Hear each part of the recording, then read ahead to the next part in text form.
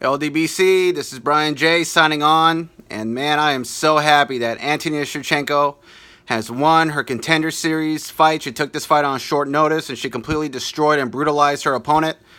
I mean, I've never seen Antonina even destroy like her opponents in Muay Thai like that. Like, in this fight she was way more brutal and way more devastating with her strikes. I think it's because she had a lot more pressure. Like, Antonina Shevchenko wanted to get a contract to fight in the UFC, and she needed to look spectacular. She needed to look exciting. She needed to look dominant, and she was. She was exciting. She was dominant. She was ferocious.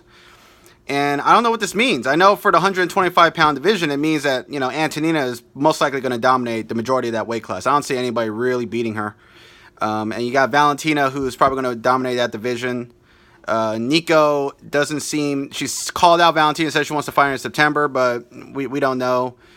She said things before, and then she does something else, or she'll say something different the next day, so she's not reliable. And if she doesn't want to fight Valentina in September, then she needs to give up that belt and just have Sijara Eubanks or the winner between Barb Honchak and Roxanne Modafferi fight Valentina in September or October for that belt. Or just have Sijara fight her in September and then have somebody be there as like a quick replacement fight for Valentina Shevchenko to fight in September, October for the belt. But,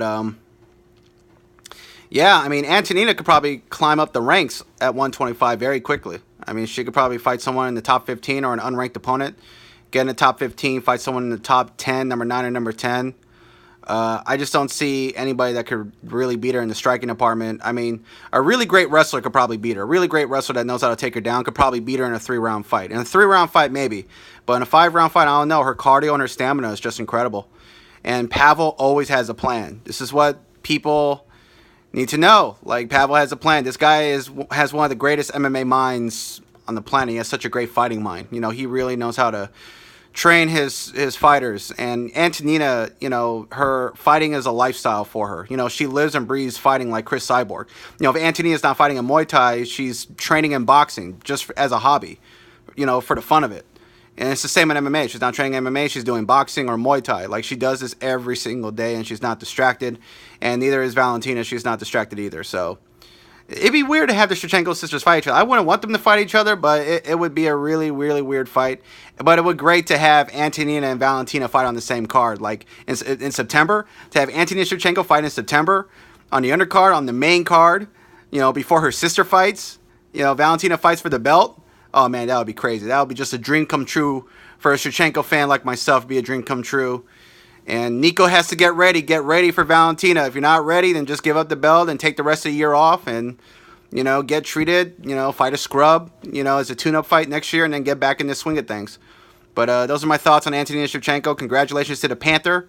She is a great fighter, and I think she's going to be making waves in 125 pounds in this division and in women's MMA. To have two Shevchenko sisters in MMA is going to do wonders for women's MMA. Like, all these women at 125 need to step up their game. They all need to get better. They all got to perform at their best. Like, it's just, or they're just not going to be in the division. They're not going to be in the UFC.